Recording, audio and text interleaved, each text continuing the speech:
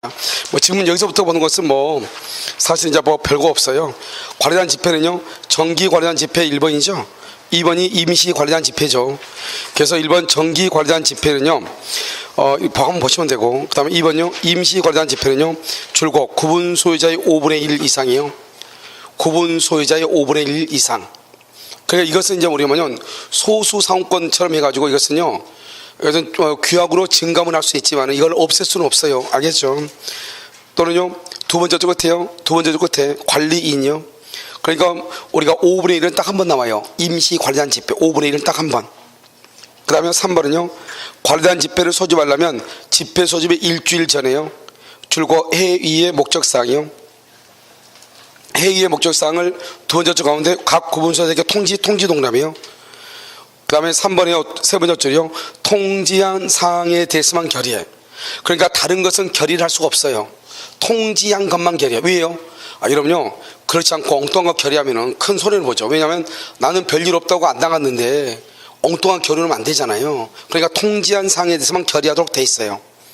그 다음에 4번은요, 관리단 집회는 구분소유자 줄고요, 전원이 동의. 전원 이거 딱 한 번이에요.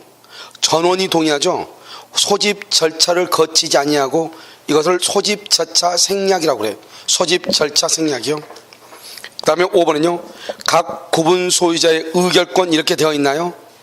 각 구분 소유자의 의결권은 어떻게 한다고 그랬죠? 지분 비율이에요. 우리 아까 얘기했잖아요. 우리 보면 20평은 한 표를 주고 그 다음에 100평은 몇 표를 준다? 5표를 준다 이 말이죠. 그 다음에 6번은요 봐봐요. 그럼 여기 한번 봐봐. 우리는 각 집마다 한 명씩 나와야 되는데 이 101호는요, 갑하고 을하고 병하고 세 사람이 공동으로 산 거예요. 그럼 여기 101호는 몇 명 나와야 돼요? 한 명 나와야죠. 구분 소유자니까요. 그런데 한 명이 나와야 되는데 이 101호 세 사람이 나오면 안 되잖아요. 그럼 이 세 사람이 누가 나갈 것인가 합의로 정해. 누가 제일 가방끈이 길어? 이렇게 물어봐야죠. 다 똑같네. 알겠죠? 그럼 어떻게 돼요? 합의가 안 되죠? 그러면 지분 과반수로 결정을 해요. 지분 과반수 결정하면 한 놈이 이쪽이든 이쪽이든 붙으면 되잖아요. 세 사람 다요? 만만찮아요. 서로 가겠다고 그래요. 그럼 어떻게 한다? 그래가지고 지분 과반수도 안 되죠? 그러면 의결권은요, 각자가 의결권을 행사를 못해요. 각자가. 왜냐하면 의결권은 하나인가. 여러분요, 그래서 우리가 예전에 보면 헌법에 4,4,5입이라는 게 있죠. 사실 그것은 사람한테는 4,4,5입이란 말이 나올 수가 없어요. 알겠죠? 5.6이다. 그럼 6으로 본다 이 말이잖아요. 사람은 나눌 수가 없는 거란 말이죠. 정수예요. 1이면 1이고 아니면 아니지. 그럼 소수가 붙으면 그러니까 없는 걸로 치는 거예요. 그런데요, 우리나라에서는요, 아주 유명하게요, 4,4,5입이라고 하죠. 4,4,5입 견이라는 게 있었단 말이죠. 그건 안 돼요. 사람은 무조건 정수가 돼야 돼. 우리 사람이 어떻게 분할하나요? 5분의 6으로? 안 되잖아요. 그러니까 일단은요, 합의로 정하고, 합의가 안 되면 지분 과반수로 정하고, 그래도 안 되면 각자가 자기 지분만큼 의결권을 행사하면 그것은 무효가 되는 것이에요. 아시겠죠? 자, 그 다음에요. 자, 6번 여럿이다. 1인을 정하죠. 37조 2항은 강행 규정이에요. 반드시 1인을 정해야 된다 이 말이죠. 자, 첫 번째 가운데요, 협의 동남이 협의하고요. 협의가 이루어지지 않으면 지분의 과반수요. 지분의 과반수. 그런데 여러분 뭐라고 나왔죠? 그러면 과반수 지분권자에서 그 사람이 가면 되죠.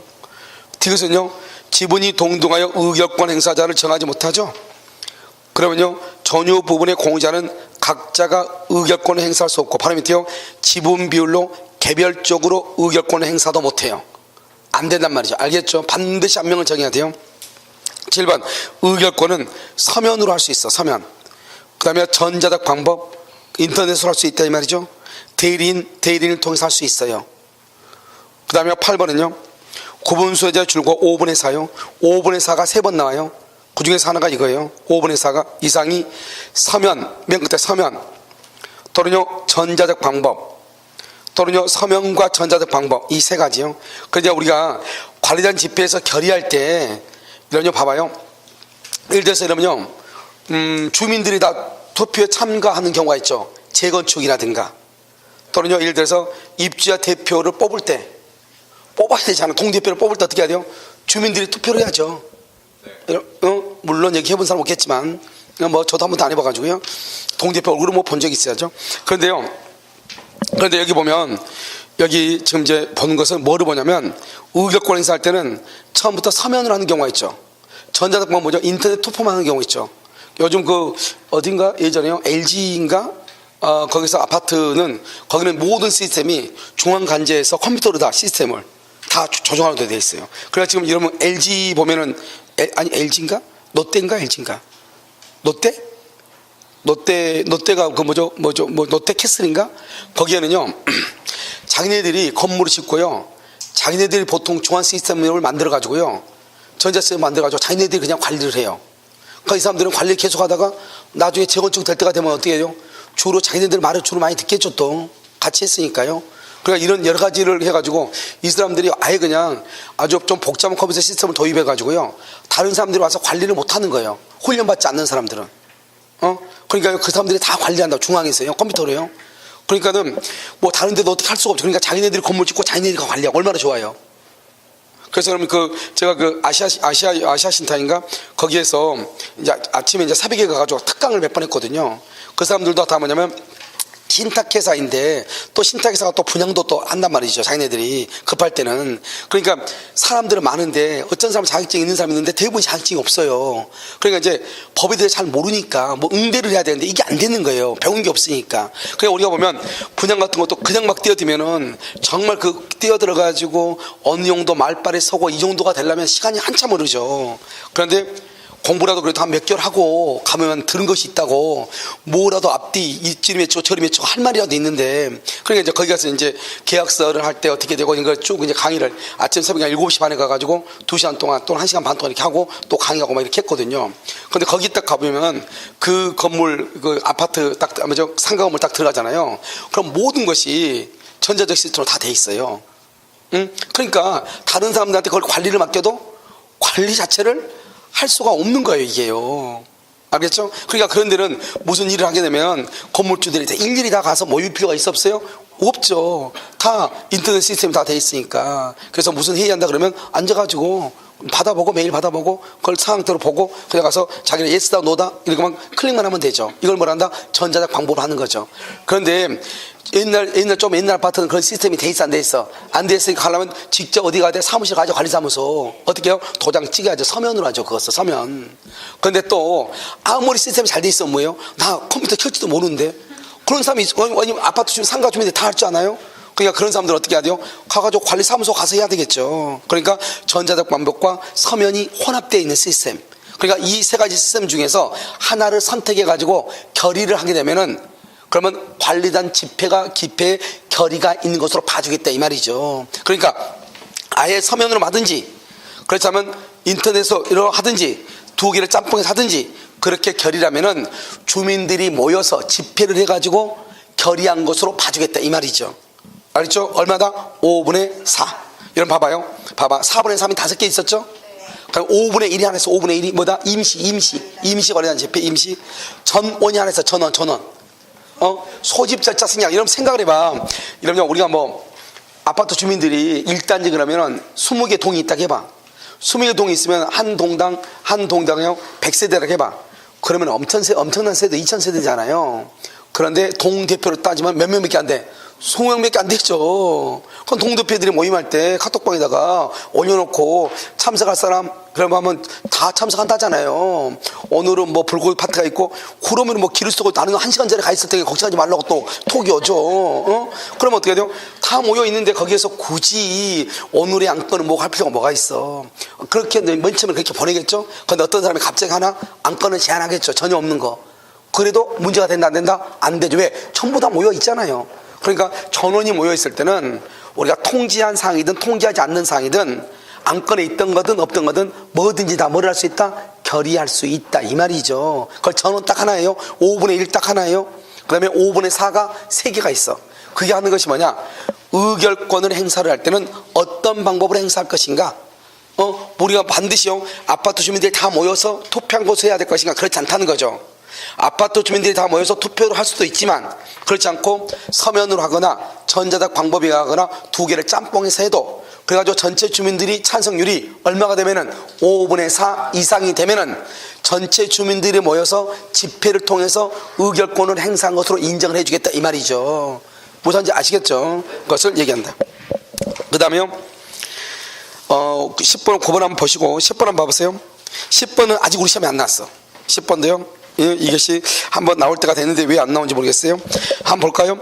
구분소유자는 집회의 소집 절차나 결의 방법이 법령이나 규약에 위반되거나 현저하게 불공정할 때는 결의 내용이 법령이나 규약에 위배되는 경우 그러한 사실 안날 동그라미 6개월, 보통은 안날이 다 짧아 한 날이 길고, 이런 봐봐. 우리 취소권은 법률행위를 한 날로부터, 우리 작년에 나왔죠 시험, 한 날로부터 몇 년? 10년.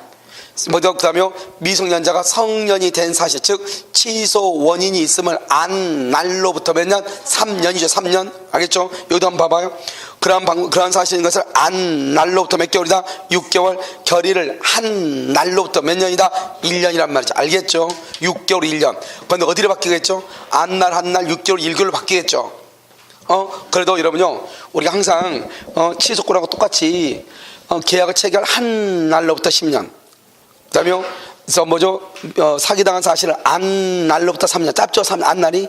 마찬가지로 그 결의가 불공정하고 법이나 규약에 위배된 사실 안 날로부터 몇 개월? 6개월. 결의를 한 날로부터 몇 년? 1년. 알겠죠? 그렇게 안 날 한 날. 기억됐죠 지금? 그렇게 암기한다 이 말이죠. 그 다음에 다시 또 보고, 그 다음에 구조 보세요. 구조는 뭐냐? 이제 하자담보 책임이죠. 이제 우리가 하자담보 책임은 15회 때 이 시험이 나와가지고 문제가 됐죠. 왜요? 하자담보 책임에서 뭐가 문제가 됐냐? 이러면 우리가 편면적 강행 규정이라는 게 있잖아요. 이런 임대차는요, 임차인한테 유리하면 유효, 임차인한테 불리하면 무효죠. 알겠죠? 그걸 편면적이에요. 한 사람한테만 유리하면 된다 이 말이죠. 이것도 마찬가지로 제 구조도 분양자가 있고 수분양자가 있죠. 분양자가 있고 수분양자가 있잖아요. 그럼 분양을 받은 사람한테 분양한 사람하고 분양을 받은 사람하고 둘이 어떠한 합의를 했는데 그 합의가 분양을 받은 수분양자한테 유리하게 합의가 됐으면 유효, 불리하게 합의가 되면 무효가 되는 거예요.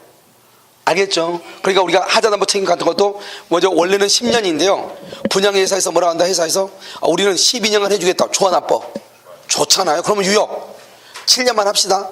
된다 안 된다 이 말이죠. 지금 이해됐죠? 지금 그것을 편면적 강행 규정이라고 하는 거예요. 보죠. 1번 구분 소유 건물을 건축하여 분양한 자, 분양자죠.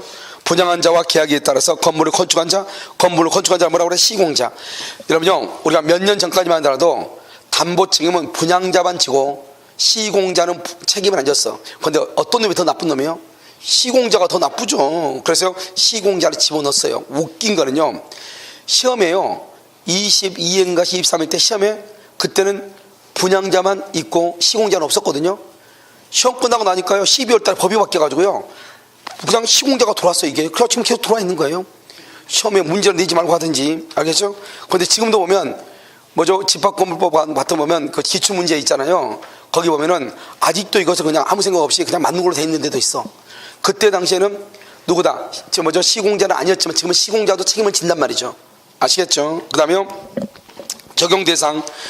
우리 봐봐. 우리 지금 법 이름이 뭐야? 법조문의 이름이 우리 지금 뭘 배우고 있어요? 집합? 노노노노노. 아니. 뭐다? 집합 건물법이죠. 건물을 해줘. 건물. 그러니까 봐봐요. 우리는 담보 책임은 건물의 건축상의 하자. 줄거. 건물의 건축상의 하자에 관한 것이지 대지 부분의 권리상의 하자가 아니라고. 여기서 우리가 담보 책임은 건물의 건축이 잘못했을 때 문제를 따지는 거라고, 땅에 대한 권리를 따지는 게 아니고. 우리는 뭐다? 집합 건물법이니까. 알겠죠? 그 다음에 3번 분양자와 시공자 이렇게 됐죠? 누구한테 불리하는 건? 매수인 누구죠? 수분양자. 매수인 3번의 두 번째 줄. 매수인을 뭐라고 한다? 수분양자에게 불리한 것은 효력이 없다. 자, 됐죠? 주번이 4번이 뭐죠? 4번 하자 담보 추급권이라고 되어 있어요. 거기다가 이퀄 손해배상 청구권. 손해배상 청구권. 이런 봐. 여기 아파트 그러겠죠? 여기 아파트 처음에는 멀쩡했어요. 멀쩡했는데요, 이게요 맨 처음에 갑이 분양받았어요. 갑이 을한테 팔았어요? 을이 병한테 팔았어요? 병한테 이렇게요. 그런데 갑이 분양받았을 때 아무 문제 없었어요. 을이 샀을 때 아무 문제 없는데 을이 병한테 팔았을 때 여기서 이제 하자가 생겨가지고 비가 들어와. 빗물이. 그러면 누군가가 책임지라고 해야 되겠죠. 누군가가 내가 집이 샜으니까요, 벽지가 젖었으니까 벽지 값을 달라고 해야 되겠죠. 손해배상 청구해야 되겠죠. 그 손해배상 청구를 최초의 수부장을 받은 수부장자 갑이 책임을 물을 수 있다. 병이 책임을 묻는다. 누구다? 누가 책임을 물어? 현재 구분 소유자. 현재. 그럼 봐봐요. 거기서 보면 뭐냐면 하자다 뭐 추구권은 두 번째 줄 가운데 입주자 대표회의 줄구시고 X. 안 돼. 입주자 대표회의는 딱 하나가 돼. 하나. 얘는 봐봐. 뭔지 모르겠는데 입주자 대표 나오죠? 찍으면 돼. 그런데 입주자 대표회의가 되는 게 딱 하나가 있어. 알겠죠? 그런데 그것 빼고는 안 돼. 다. 아까 뭐 안 된다? 보존이 안 된다. 보존. 손해배상 청구 된다 안 된다? 안 돼. 봐봐. 이 말이죠. 봐봐. 갑이 을을 뺨을 때렸어. 그럼 을이 손해를 입었죠. 손해배상 누가 청구해야 돼? 을이 해야죠. 그런데 옆에 있는 거 내가 대신 받아줄게. 돼 안 돼? 안 되는 거죠. 그거다 똑같은 거예요. 그러니까 우리는 지금요 갑이 할 때는 멀쩡했는데 손해가 없죠. 을도 멀쩡해서 손해 없죠. 병 왔을 때 비가 세. 손해가 있죠. 그럼 손해가 있는 사람이 청구해야지. 이 사람이 지금 땀 맞은 거 아니에요. 알겠죠? 그런데요 입주자 대표 회의에서 자기네들이 받아준다. 말이 돼 안 돼? 아니죠. 왜? 손해배상 청구권은 채권이죠. 채권은 누구한테? 특정인이 특정인한테. 그러니까 현재 침해를 받은 사람이 청구하죠. 그러니까 항상 하자다 뭐 조건은 누가 한다? 현재 구분 소유자. 알겠죠? 현재 구분 소유자다. 이렇게 현재 집합건물 소유자 거기다 별 하나 하고 손해배상 청구권이죠. 똑같아. 구조에 의한 하자 보수를 가름한 손해배상 청구권 줄고 즉 하자 담보 추구권은 그렇게 되어 있죠. 바로 밑에 가운데 현재 구분 소유자에게 귀속 따라서 입주자 대표나 관리단은 추구권을 갖는다고 할 수 있다 없다? 없다. 알겠죠? 없다 이 말이죠. 자, 다음에 디귿은요. 디귿은 제9조는 무슨 규정이다? 강행규정이다. 강행규정. 이때요 손해배상 청구 받는다. 손해배상 청구가 몇 년이다? 10년. 10년에 소멸 시한데 문제는 뭐죠? 문제는 이 10년이 언제부터 10년이냐 이 말이지. 봐봐요. 봐봐. 이 소리가요. 여기 비가요. 4월 1일 한번 나가지고 수리했어. 근데 또 옆에서 또 7월 1일 또 한번 비 오는 날 또 수리했어. 여기요. 10월 1일 또 한번 수리했어. 그래서 여기서 10월 1일 날 비로소 이제 이게요. 완벽하게 수리가 끝났어. 그러면 언제부터 10년이다? 언제부터 10년? 언제부터? 인도가 뭐야? 하자. 건물이. 언제부터냐면 우리는 봐봐요. 항상 손해는 그때 발생했죠. 각각의 손해가 발생할 때부터 소멸시가 따로따로 진행하는 거예요. 수리가 완료됐을 때가 아니고 각각 따로따로. 그래서 한번 봐봐요. 거기요. 디귿. 소멸시 기간은 각 하자가 발생한 시점부터 디귿. 각 하자가 발생한 시점부터 별도로 진행한다. 이 말이죠. 알겠죠? 별도로. 됐죠? 근데 항상 시험에 뭐라 나오냐? 수리가 완료된 여기 언제요? 10월 1일부터 전해가 이렇게 나온단 말이죠. OX, X 이렇게.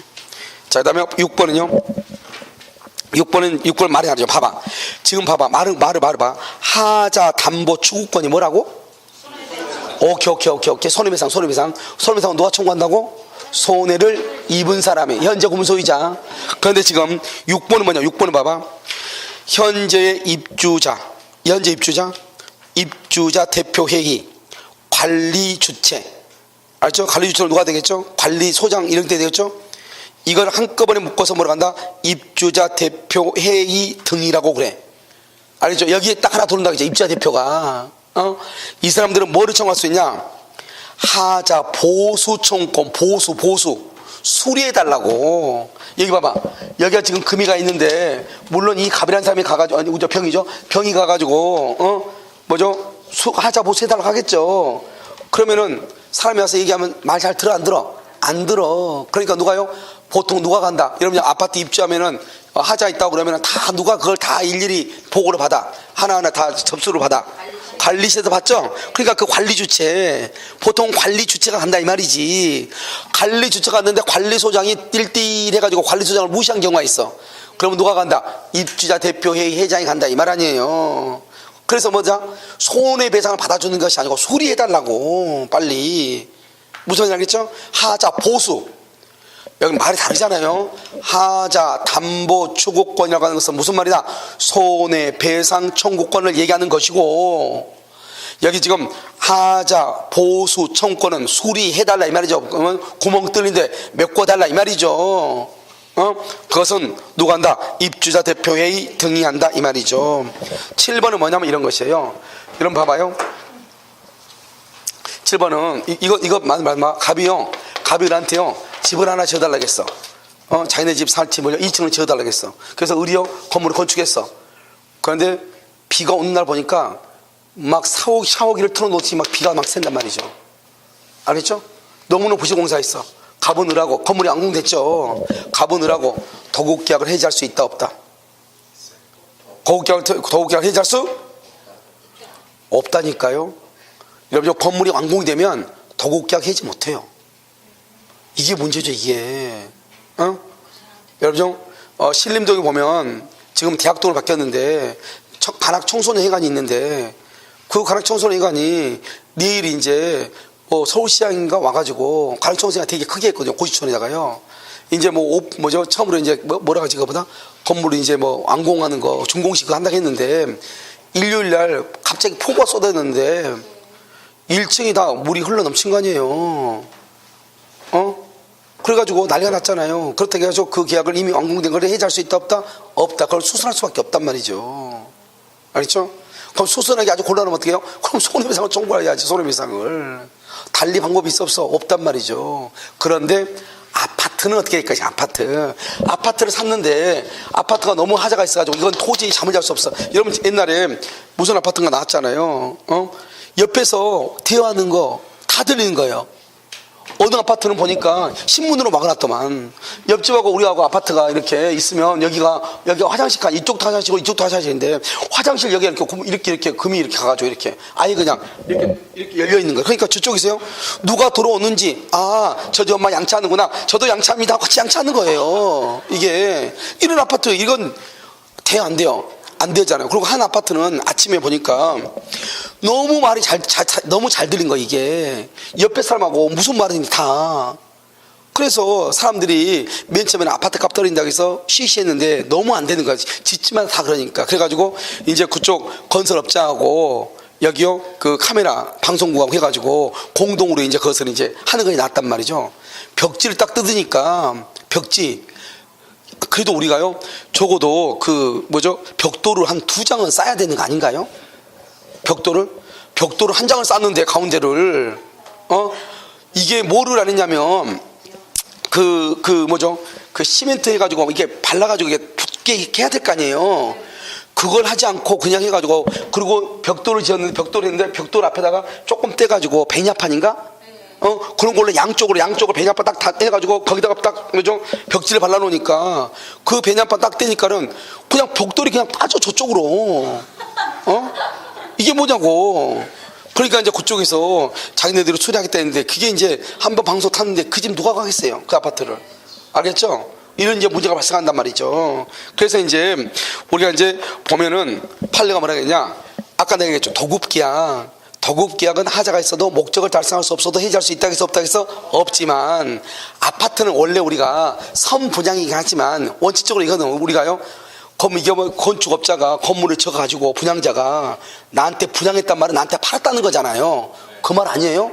자기가 지어가지고 팔았다는 거잖아. 나한테 내가 건물을 지어달라고 한 게 아니고. 그러니까 내가 분양받았고 내가 수분양자고 걔는 분양자 아니에요. 그러니까 여러분 봐봐요. 여러분 마트 가서 물건을 샀어.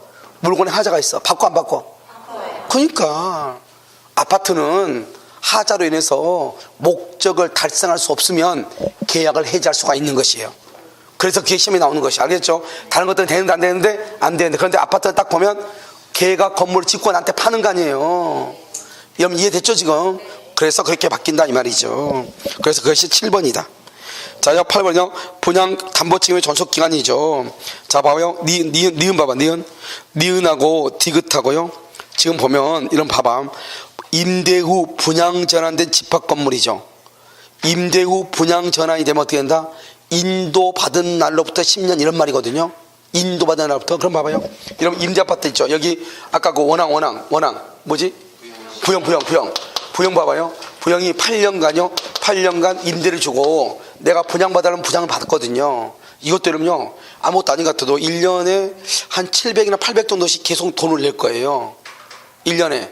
보증금을 계속 800씩인가 계속 내면서 월세도 계속 올라가요. 그렇게 해가지고 이제 8년째나 되면은 자기가 지금 맨 처음에 입주할 때 들어가는 돈이 있고 계속 800씩 이렇게 넣으면 8천 정도 이렇게 되죠. 그럼 그거 빼고 나서 이제 나머지만 이제 주고 사는 거잖아요. 그러니까 이것도 나중에 의외로 또 감당을 못 해가지고 뭐 한 5년간 버티다가 그냥 나오는 사람도 있고 그래요. 한꺼번에 그냥 그 보증금을 또 1년에 몇 백씩 이렇게 800씩인가? 한 7, 800씩인가? 800인가 900인가 이 정도 넣을 거예요. 알겠죠? 그런데 이게 이제 8년짜리 이렇게 됐단 말이죠. 그럼 8년 하고 나서 여기서 내가 이제 분양을 받잖아요. 그럼 우리가 담보 책임은 몇 년이냐? 인도 받은 날부터 인도 받은 날부터 10년 안에 아파트를 수리해달라고 해야 되거든요. 그럼 여기서 인도라고 하는 것은 처음 분양받을 때부터 10년이냐? 처음 인도받을 때, 임대아파트 들어갈 때부터 10년이냐? 분양받아가지고 내가 등기한 날부터 10년이냐? 이 말이죠. 8년 살고 나서 등기를 내가 분양받을 때부터 10년이냐? 내가 처음요 임대아파트에 입주할 때부터 10년이냐? 이 말이죠. 언제부터 10년이다? 입주할 때부터 10년이야. 여기서부터 10년이면 그러면 한 2년 더 있다가 분양받지. 알겠죠? 그래가지고 그때부터 10년이면 건물 부영 아파트는 20년 동안 수선해 주게. 그 상식적으로 생각해보면 언제부터다? 최초 인도시부터. 알겠죠? 그래서 거기를 보면 이게 이제 우리 시험에 한 2번 나왔어. 알겠죠? 그래서 니은 봐봐. 임대 후 분양전환 된 집합 건물이죠? 그럼요, 두 번째 줄을 봐봐. 인도받은 시점부터. 분양 시점이 아니고 인도받은 시점부터 두 번째 줄. 알겠죠? 디귿은요, 분양 전환된 임대 아파트 이렇게 됐죠? 두 번째 줄 최초 임차인들에게 인도된 때부터 10년이다. 최초. 그 다음에 공용부분은요, 이런 공용부분이 뭐예요? 그다 써 엘리베이터. 이러면 엘리베이터 한번 가봐. 여러분 처음 아파트를 분양받아가지고 엘리베이터가 딱 가면 어떻게 해요? 먼저 엘리베이터가 가동되고 있어요? 가동 안 되고 있어요? 가동되고 있어야죠. 주민들이 오기 전에. 그래야지 30층 아파트부터 위에서부터 청소라도 해놔야지 기본적으로. 그러면 만약에 엘리베이터가 가동 안 돼봐. 30층 청소로 간 아주머니요 30층 올라갔다가 내려오다가요 다리 풀려가지고 낙상해서 죽어버릴 수 있어요. 그렇잖아요. 올라갔다 내려갈 때 엘리베이터 타고 다녀야지. 그런데 엘리베이터가 아직 확실하게 모든 게 끝난 게 아니고 임시로 사용을 할 수도 있고, 그렇죠? 그럼 보면 엘리베이터 거 보면 임시 사용 허가증 이렇게 붙여놓는단 말이죠. 그러니까 지금 보면 공용 부분이죠. 사용 검사일 또는 집합 건물 전부에 대해서 임시 사용 승인일. 알겠죠? 그래서 사용 검사나 임시 사용 승인을 받을 때는 그때부터 10년이다 이 말이죠. 그런데 우리 시험에는 뭐라 한다? 이렇게 나왔어. 공용 부분은 인도받을 때부터 10년이다. 참 누가 뭘 이렇게 하나 모르겠어. 공용 부분은 엘리베이터를 생각하면 되는데 누가 그걸 누가 깊게 생각을 학생들 잘 안 하잖아요. 공용 부분은 엘리베이터죠. 엘리베이터를 인도받을 때부터 그러면은 내가 처음 이사 갈 때부터 그러면 아파트가 청소가 돼 있겠어 안 돼 있겠어? 안 돼 있죠. 그 전에 청소를 해야죠. 한 달 전에. 그러려면 뭐가 움직여야 돼? 엘리베이터가 일단 움직여야죠. 그러니까 임시 사용 허가를 받는단 말이죠. 엘리베이터 사용 허가를. 그래가지고 이제 모든 것이 이제 완벽하게 해가지고 하자가 없으면 이제 정식적으로 검이 딱 찍히죠. 엘리베이터. 그래 이런 보면 엘리베이터 보면 뒤에 한번 승강개편가 거기에서 검 찍혀있어 보면 무슨 말인지 알겠죠. 그러니까 그걸 지금 얘기하는 거예요. 알겠죠? 그러니까 공용 부분은 엘리베이터라고 생각하란 말이죠. 사용 검사나 임시 사용 승인일부터 몇 년이다? 10년이고 전유 부분은 언제부터? 최초 인도부터 10년이고 이렇게 됐죠? 그래서 나는 것은요 이런 보고 10번 봐봐. 10번 분양자가 누구죠? 삼성 레미안 측이죠. 예정된 매수인 누구죠? 수분양자죠. 2분의 1 이상이 등기. 아까 내가 얘기했죠? 2분의 1 이상이 등기하면 이 사람들이 삼성 레미안에서 언제까지 이 아파트를 관리할 수는 없잖아요. 그러니까 어떻게 한다? 분양팀은 언제 없어지냐 이 말이죠. 2분의 1 이상이 입주하고 그리고 그 사람들이 입주자 대표도 뽑고 규약도 만들고 그러면 이 사람들이 이제 빠지는 거예요. 무슨 말인지 알겠죠? 얼마? 2분의 1 이상이 등기하면 몇 개월 이내? 3개월 이내에 회의를 소집해서 입주자 대표도 뽑고 그 다음에 관리 주체도 선정하고 이렇게 됐죠 지금. 그래서 2분의 1 3개월 이내 이렇게 됐죠 지금. 그 다음에 재건축. 자 재건축 봐봐요. 재건축은 우리가 재건축을 하는데 재건축이라는 게 뭐예요? 자 봐. 자 이게 빌라예요. 빌라인데요 이 모든 걸 다 쓸어버리고 다시 건물 짓는 게 재건축이잖아요. 빌라를 쓸어버리고 아파트를 지을 수 있어 없어? 아파트 빌라를 쓸어버리고 빌라가 있는 데를 재건축하는데 빌라 대신 아파트 지을 수 있어요? 네, 있어요. 아 어디서 그렇게 해요? 해요? 아 그래 여기 신기하네. 그러면 상가를 지을 수 있어 없어? 상가? 아 빌라 지어버리 빌라를 재건축한다 해서 빌라 없애버리고 상가 지을 수 있어 없어? 아 이거 안 돼. 오케이. 그러면 이건 안 돼. 자요 그러면 상가하고요 여기요 상가에다가 주상복합을 그러면 지을 수 있어 없어? 또 이건 또 돼. 그거 참 신기하네요. 여러분요 그래도 다행스러워요. 이렇게요 자유로운 영혼들이 이렇게 모여 있다고 하는 것은 절대로 있잖아요 치매에 걸릴 확률은 전혀 없으신 분들이 아주 이렇게 모여 계신다. 알겠죠? 아주 좋으세요? 우리가 재건축이라는 것이 무엇인가? 재건축은 건물을 철거해야죠. 철거하고 대지 이 땅을 새로운 건물의 대지로 이용만 하면 재건축이에요. 그러니까 새로운 건물이라고 돼 있지 그 새로운 건물이 무슨 건물이라고 하는 것은 나와 있잖아. 알겠죠? 그러니까 모든 건물을 다 지을 수 있는 거예요. 그걸 재건축이라고 그래. 알겠죠? 그러니까 여러분 보면 아파트에 보면 상가 지었어 안 지었어? 안 지었어? 상가 아파트 보면 아파트 상가 없어? 그러니까 상가 지었잖아요. 뭐도 있고 아파트도 있고 뭐도 있고 상가도 있고 있잖아요. 단지 상가 그게 바로 상가 아니에요. 그러니까 재건축이라는 것은 기존에 있는 건물을 쓸어버리고 그러면 뭐만 남아? 땅만 남죠? 이 땅을 새 건물이니까 그 새 건물이 어떤 종류인지는 모르죠. 새 건물의 대지로만 이용하면 재건축이에요. 알겠죠? 그러니까 아파트를 쓸어버리고 주상복합 지어도 되고 아파트를 쓸어버리고 상가를 지어도 되고 상가를 쓸어버리고 주상복합을 지어도 되고 빌라를 지어도 되고 새 건물로만 아무튼 사용하면 다 재건축이에요. 됐죠 지금? 오케이. 자 그 다음에요 우리가 이러면 재건축할 때 제일 문제가 뭐예요? 빨리빨리 대답해. 시간 없으니까. 재건축할 때 제일 문제가 뭐예요? 뭐가? 오케이. 뭐다? 자기 분담금이죠. 자기 분담금. 내가 얼마만큼 분담금을 하냐. 그래서 여러분 봐봐요. 나는 지금 겨우 아파트라 해가지고 13평짜리인데 겨우 나는 여기에서 뭐라 하냐 국가로부터 국가 보조를 받아가지고 그 보조 받은 거죠. 겨우 살고 있는데 아파트를 갖다가 재건축한대. 그래도 나한테 30평을 주겠대. 나 혼자 사는데 30평 주면 뭐하냐고. 그랬더니 나한테 분담금으로 2억 5천을 분담을 하래.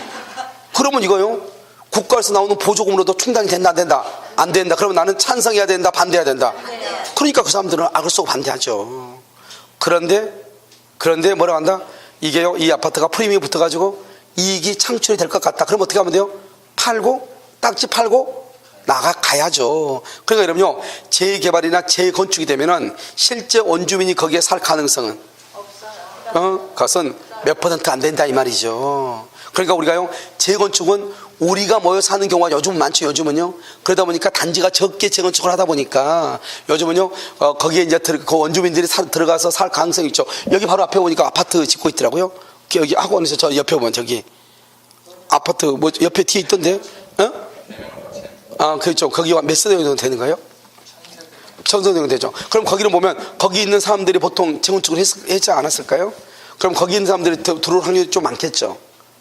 그런데 여러분 재개발 같은 데 해버리면요 그러면 시간도 아주 오래 걸리죠. 이 사람들이 여기서 버틸 시간이 있어 없어? 없는 거예요. 그러니까 이분들은요 딱지 팔고 나가야 되죠. 알겠죠? 그러니까 이런 문제가 발생하니까 가장 중요한 게 내 자신에게 분담이 되는 분담금이 얼마인가. 그게 결정 없이 재건축이 되면 그 재건축 결의는 무효가 되는 것이에요. 무슨지 알겠죠? 그래서 지금부터 이제 봐요. 자 재건축이죠. 건물을 재건축을 하면 재건축에 드는 비용에 비해서 현장의 효용이 증가해야 돼. 알겠죠? 그 다음에 뭐요? 두 번째 좀 봐봐. 건물을 철거해서 줄고 그 대지를 두 번째 끝에 새 건물의 대지로 이용할 것을 결의하면 돼. 알겠죠? 새 건물. 자, 오른쪽 봐봐요. 얼마에다 얼마, 재건축은 얼마? 5분의 4. 아까 우리 5분의 4 하나 있었는데 5분의 4 서명결의라든가 전자적 방법이나 두 개를 합한 거. 그러면 관리단 집회 결의가 있는 것으로 본다. 5분의 4죠? 여기 5분의 4. 이제 마지막 하나 더 남아있어. 재건축 결의도 뭐가 가능하다? 여기 서면 결의 가능하다니까요. 서면으로 결의하면 뭐요? 굳이 주민들이 모일 필요가 있어요? 없어요? 없죠? 그러니까 집회를 개최할 필요가 없는 거예요. 서면 결의하면. 이 여러분이 봐봐. 재건축에서 서면 결의가 가장 위험한 것이에요. 왜요? 공중심이라고 해가지고 여러 사람이 같이 모여 있으면요, 재건축하면 무조건 누가 와요? 깍두기가 무조건 와요. 재건축은 크고 좁고 필요 없어. 무조건 깍두기가 와. 왜? 이권이 개입하니까. 그냥 무조건 와요. 알았죠? 뭘 가지고 와요? 야구망을 들고 와요. 알겠죠? 그런데 여러 사람이 모여있으면 나도 한 소리 하죠. 숨어가지고. 그런데 1대1로 와봐. 깍두기가요 와가지고요 딱 옷을 입고 왔는데요, 어때요? 온몸에 문신이에요. 알겠죠? 그래 보니까요, 등이 좀 째진 옷을 입고 왔는데 등에는 더 큰 문신이 있어요. 그래가지고 나한테 뭐라고 그래요? 종이를 내밀면서 죄송한데요, 도장을 좀 찍어 주셔야지 따님도 건강하시고, 보니까 따님도 참 예쁘시고 따님은 요즘 밤에는 잘 들어오시나요? 이렇게 하면서. 이거 찍어야 돼, 안 찍어야 돼? 찍어야 돼. 그러니까 이 서명결의가 이게 문제라고요. 그러니까 이 서명결의는 원래 하면 되겠어, 안 되겠어? 재건축같이 이렇게 의사 이해 집단이 있으면은 토론을 통해서 해야 되는데 서명결의 할 수 있도록 해놓으니까 이게 문제란 말이죠. 그래서 서명결의하면 뭐라고 그랬어? 집회 소집하지 말라잖아요. 왜? 싸우지 말라잖아요. 깍두기가 알아서 해준다고. 알겠죠? 그 말이잖아 이게. 이게 문제란 말이죠. 자, 그 다음에요, 니은. 집 주거용 집합 건물을 철거하고 상가용으로 신축하는 것도 허용된다. 재건축 결의의 내용을 변경하려면 5분의 4가 돼야 된다. 자, 3번은요. 3번은 재건축 결의할 때는 이러이러한 것들을 해야 되는데, 가장 중요한 것보다 두 번째 가운데 비용 분담에 관한 사항. 비용 분담에 관한 사항이 가장 중요해. 그런데 홍보비, 우리 시험에는요, 홍보비도 결의한다, 그거 아니야. 우리 재건축이 홍보할 게 뭐 있어? 자기네들끼리 와서 하는 게 재건축인데. 알겠죠? 그러니까 홍보비용이라는 것은 없죠. 재개발 같은 것은 홍보가 될 수 있죠. 여기를 재개발하면서 뭐가 어쩌게 되고 뭐로 만들고 뭐 어쩌고저쩌고 할 수 있지만, 재건축은 자기네끼리 건물 허물고 다시 짓는 거 아니에요. 홍보할 게 뭐 있어? 깍두기만 오면 되는 거 아니에요. 알겠죠? 자, 그럼 4번은요. 그래서 재건축 비용의 계산이라는 게 뭐예요? 계획적으로 산정한 액수예요. 계획적, 대충. 이런 우리 보면, 벌써, 누가 얘기했구나. 갑자기 기억나는데 얘기를 못해요. 봐봐요. 아파트를 분양을 받았는데, 딱 분양받고 나니까요, 좀 있으면 뭐를 해요? 좀 있으면 계속 뭐가 돼요? 계속 분담금이 계속 높아져, 낮아져? 계속 쌓여. 알겠죠? 한 3번에서 4번 정도 돈이 올라갈 거예요. 알겠죠? 그러니까 우리나라는요, 이 선분양 이게 문제라고. 그러니까 선분양할 때 어때요? 아주 싸게 브리핑을 하죠. 비용 부담이 적게. 그러니까요, 그 정도? 그럼 나 국가 보조받고 우리 아들내미가 20만 원 보내주고 내가 또 휴지 주고 그러니까 가능해? 예스 했는데 보니까 자꾸 분담금이 올라가는 거. 2천 더 달라? 또 한 6개월 있으면은 지금 곧 사법 달라가는데 안 된다고 그래? 그러면요, 불안하잖아요. 그 2천 어떻게 하는데 해가지고 빨리 샀던 게 낫잖아요. 그럼 또 2천 또 얹어? 그러면 끝날 좀 중간쯤 짓다가 뭐라고 그래요? 건축 자재가 너무 나빠가지고 이렇게 건물을 지으면 나중에 완공되는데 아파트 값이 안 된다고 또 치맛바람 있는 여자들, 목소리 큰 여자들 또 동원해가지고 또 한단 말이죠. 그럼 그 여자들 가고 여기저기 가서 막 얘기하죠. 기왕 어차피 한 거 돈천 더 얹어가지고 내장재를 좀 완벽하게 해가지고 그러면은 건물권이 나중에 팔 때 한 5천, 6천 더 받을 수 있다고 한다. 이렇게 하면 또 어떻게 해야 돼요? 또 턴 얹어야죠. 알겠죠? 그러다 보면 끝없죠, 이게. 분담금이 계속 올라가죠, 이게. 무슨 말인지 알겠죠? 그러니까 우리는요, 먼저 할 때 계략적으로 산정하는데 이게 문제란 말이죠. 차라리 그냥 전문가 집단에서 용역을 줘가지고 적당히 정확하게 딱 나오면 되는데, 재건축을 주관하는 데는 절대로 그렇게 안 한단 말이죠. 적당히 계략적으로 대충 제일 낮은 단가로 해가지고 먼저 해가지고 브리핑을 하죠. 그리고 나서 이제 건물 지을 때는 어떻게 한다? 제일 고가로 가는 거죠, 이제. 그래 계속 추가 분담금이 나오는 거 아니에요. 무슨 말이죠? 그러니까 우리나라는 남의 돈을 가지고 건물 짓고 자기가 배불러. 이게 문제죠, 우리나라는. 그러니까 우리나라는 어떻게 해야 돼요? 실제로는 선분양이 아니고 어떻게 해야 돼요? 먼저 건축하고 후분양이 되는 게 원칙인데, 아마 전 세계적으로요, 우리나라 같은 분양 체계를 가지고 있는 경우는 거의 드물 거예요. 알겠죠? 그래서 이것이 아주 문제다, 이 말이죠. 자, 그 다음에 5번요. 재건축 불참자에 대한 촉구죠. 자, 이거 봐봐. 이것은 법조문요, 되게 복잡하게 되어 있는데요, 아주 간단해요. 한번 봐봐요. 여기요 47조인데요. 먼저 5분의 4 결의를 해요. 5분의 4. 5분의 4 결의를 해요. 결의하게 되면 불참자가 있죠. 이 불참자한테 서면 촉구를 해. 우리는 원래 서면이라고 하는 것은 거의 잘 없거든요. 주택임대차 보호법에서요. 뭐가 냐면 주택임대차 분쟁 조정위원회에서 조정안을 이제 결의를 하죠. 그럼 그것을 제시를 해. 그럼 그 조정안을 받은 사람이 일주일 이내에 서면으로 대답을 해줘야 돼. 서면으로. 그때 서면이 한번 나오고 여기가 서면이에요. 여기가 서면. 서면으로 반드시. 촉구란 말이 뭐냐? 촉구는 최고라는 말이에요. 그래서 이제 우리나라에서 법제처에서 법률 용어가 너무 어렵다. 그래서 맨 처음에 뭐냐? 서면으로 최고한다 이렇게 돼 있는데 최고란 말이 어렵다고 해서 촉구로 바꿔놨어. 촉구가 더 어려워. 알겠죠? 이게 문제란 말이죠. 그러면 우리 민법에 있는 법조문의 최고를 다 바꾸지. 촉구로요. 촉구로 바꾸는 것은 두 군데가 세 군데가밖에 안 돼. 그래놓고요 쉬운 용어로 바꿔놨다. 더 어려워. 알겠죠? 어때는 촉구, 어때는 최고. 이게 뭐냐고. 그러니까 최고인데 우리 처음에는 이게 최고였어. 그런데 한 3, 4년 전에요 촉구로 바뀌었어. 쉬운 용어로 바꿔놨다 이 말이죠. 알겠죠? 그래서 서면 촉구하죠. 촉구로 하면 촉구가 도달하죠. 도달한 날부터 2개월 이내에 확답을 해야 돼. 예스, 나 참가할게요 말게요. 그런데 아무 말 하지 않죠. 그러면 참가다, 참가 거절이다, 참가 거절로 봐. 참가 거절. 그러면 다시 또 2개월을 정해. 다시 2개월 정해서 참가를 거절한 사람한테 뭐냐? 매도 청구권을 행사를 해. 이런 봐봐요. 아파트가 이렇게 살고 있죠. 아파트 이렇게 있는데 여기요 매면 꼭대기에 한 사람 먼저 노했어. 이쪽 한 사람 노했어. 둘이 노하고 지금 살고 있는데 아파트를 철거할 수 있어요 없어요? 없잖아요. 내보내고 철거해야지. 그대로 있는 상태에서 철거하는 것을 뭐라고 한다? 우리 뭐라고 얘기해? 것을 묻었다고 얘기하지 뭐라고 얘기해요. 알겠죠? 그러니까 어떻게 해요? 내보내야 될 거 아니에요.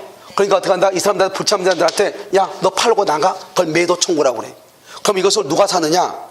보통은 이제 조합지에서 지정을 하는 경우도 있지만 그렇지 않은 경우는 조합원이면은 원칙적으로 누구든지 그걸 내가 살 수가 있어요. 이때 매도 청구할 때는 언제냐? 청구 당시 시가대로 사는 거예요. 그러니까 지금 현재 재건축이 되면 아무래도 프리미엄이 좀 올라갔겠죠? 그 올라가 있는 그것을 시가라고 얘기하는 것이에요. 그래서 프리미엄이 포함되는 가격. 그런데 문제는 뭐냐? 우리가 이제 재건축을 할 때는 어떻게 하냐면 단지가 이렇게 있잖아요. 한 단지가 있으면 단지에서 각각의 동이 있죠. 각각 1동, A동, 2동, B동, 동이 있죠. 그러면 각 동마다 5분의 4 결의가 있어야 돼. 전체 단지의 5분의 4가 아니고. 알겠죠? 그래서 각 단지가 아니고 각각의 동마다 5분의 4예요. 그러면 각 이 동이 먼저 5분의 4로 재건축 결의가 끝나죠. 끝나면 이 동부터 먼저 한 동부터 이런 절차를 거쳐 빨리. 그래서 불참자들 빨리빨리 내보내야 될 거 아니에요. 알겠죠? 그래서 이렇게 하는 것이다 이런 말이죠. 그런데 만약에 재건축 거리가 5분의 4가 잘못됐으면 그 다음부터 이거 하면 돼 안 돼? 안 되죠. 잘못됐는데 불구하고 매도 청구해. 그럼 그건 무효가 돼. 아시겠죠? 자 그럼 볼까요? 재건축 거리에 대한 불참에 대한 촉구. 재건축 결의가 있으면 찬성하지 아니한 구분 소유자에 대해서 두 번째 끝에 서면으로 촉구. 서면으로 촉구를 해. 너희는요 촉구를 받은 구분 소유자가 2개월 이내에 해답하지 아니하면 줄고 해답하지 아니한 때 너희는 바로 밑에 재건축에 참가하지 아니하겠다는 뜻을 해답한 것이다. 참가 아니에요. 참가 않는다 이 말이죠. 알겠죠? 참가하지 않겠다 이 말이죠. 그러면 어떻게 돼요? 6번에서는요 그 사람한테 뭘 한다? 구분 소유권을 시가로 매도할 것을 말 수 있다. 청구할 수 있다. 니은 하나의 단지 내에 있는 여러 동의 건물 전부를 일괄하여 재건축할 때는 어떻게 한다? 두 번째 줄 맨 끝에 각각의 건물마다 별개로 알겠죠? 한다 이 말이죠. 자 그럼 그 다음 장이요. 공용 부분에 복구라고 되어 있나요? 공용으로 복구라고 되어 있어요? 자 거기 한번 봐봐요. 건물 가격의 2분의 1 이하에 상당하는 건물 부분이 멸실이 됐어. 무슨 말이죠? 여기 봐봐요. 건물이요 너무 오래돼가지고 이 건물을요 수리를 하려고 하는데 보통 아파트 같은 것도 그렇고 그런데 아파트를 하면 여러분요 너무 커가지고 가격을 따지게 되니까요. 여러분 빌라 봐봐요. 빌라가 이렇게 있단 말이죠. 빌라가 이렇게 있어요. 모두 몇 개? 8개 빌라가 있어요. 그런데 이 빌라가 너무 낡아가지고 수리를 하려고 했더니 뭐 여기저기 막 파이고 그래가지고 수선을 하려고 했더니 이 전체 빌라가 너무나 오래돼가지고 한 동당 5천만 원밖에 안 돼. 그럼 하나 둘 셋 몇 개죠? 6개요? 9개죠? 5구 45 해봤자 5억밖에 안 돼. 5억. 전체 건물 가격 5억밖에 안 된단 말이죠. 그런데 수선을 하려고 하니까 1억이 들어. 1억. 그러면은 누구든지 수선할 수 있어요. 누구든지 수선을 하고 1억 원의 돈을 n분의 1로 나누는 거죠. 알겠죠? 그런데 문제는 뭐냐면 이것을 수선하려고 해가지고 다른 데다가 견적을 받았더니 3억 정도 든다는 거예요. 3억 정도. 집값은 얼마인데? 5억인데 수선 비용은 얼마 들어? 3억. 그러면 수선해야 되겠어? 재건축해야 되겠어? 그러니까 이때는 수선을 할 것인지 말 것인지에 대해서 결의를 해야 돼. 모여가지고 9명이. 그래서 얼마의 동의가 있어야 수선을 한다? 5분의 4. 그래서 5분의 4가 3번 남아. 알겠죠? 재건축하고 복구할 때 하고. 아시겠죠? 그래서 한번 볼까요? 복구 비용 2분의 1이다. 그럼 누가 한다? 맨 끝에 줄과 각 구분 소유자. 기억의 맨 끝에 각 구분 소유자. 했어요? 니은은요? 줄과 2분의 1을 초과. 2분의 1을 초과. 니은은 2분의 1 초과했어요? 밑에 얼마? 5분의 4. 그래서 저는 5분의 4는요 3개가 나와. 뭐 복구, 그 다음에 뭐 재건축, 또 하나는 뭐 결의 방법. 결의 서명결의냐 전자적 방법이냐 서명과 전자적 방법을 합하느냐. 알겠죠? 그것이 5분의 4다 이 말이죠. 그 다음에 집합건물 분쟁조정위원회라고 있죠. 요즘요 우리 부동산에 관련해서 무슨 분쟁 조정위원회가 많아.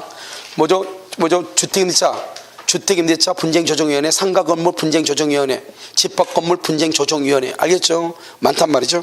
그런데 이거 보면 집합건물이죠. 이 법에 적용을 받는 줄거 건물과 관련된 분쟁이에요. 대지의 권리가 아니고 뭐하고 관쟁된다? 건물. 뭐는 아니다? 대지 아니야. 대지는 어디 갔어? 삼겹살집에 있어. 아니야. 건물과 관련된 분쟁이다. 알겠죠? 어디다 둔다? 어디에? 시도에 둔다. 시도에. 맨 끝에 뭐라고 돼 있어? 둘 수 있다예요? 둔다예요? 둔다. 우리가 할 수 있다, 둘 수 있다 하나가 있어. 뭐? 그거죠. 알겠죠? 임대차 위원회. 알겠죠? 아니다. 관리위원회. 죄송해요. 관리위원회. 알겠죠? 그것만 둘 수 있다. 나머지는 다 뭐죠? 지금 둔다, 한다, 된다, 그렇다, 맞다, 너다, 나다, 다 끝에 딱 다 할 수 있다. 그러면 돼, 안 돼? 안 돼. 어마무시 간단하죠. 세상에서 제일 중요한 민법이니까요. 자, 그 다음에 2번 봐봐요. 2번 조정위원회는 분쟁 당사자의 신청 주고 신청. 그 다음에 건물의 하자에 관한 분쟁. 그런데 내가요 이 조정위원회에서 하는 것이 여러 가지가 있는데요 8가지가 있어. 다 지워버렸어. 왜? 어차피 암기 못해. 시험에 답으로 나올 수 있는 것만 하면 될 거 아니에요. 알겠죠? 내가 말한 것은 답이 안 돼. 그럼 봐봐. 건물의 하자에 관한 거. 건물 하자. 대지 아니죠? 두 번째는요. 봐봐. 까맣게 된 거 봐봐요. 공동주택의 담보 책임 줄고 하자 보수에 관한 분쟁. 이것은 뺀단 말이야. 이건 아니야. 담보 책임과 주택의 담보 책임하고 하자 보수에 관련된 분쟁은요 제외됐어. 제외. 왜 제외됐다? 아까 했죠. 담보 책임은 누가 지는 거예요?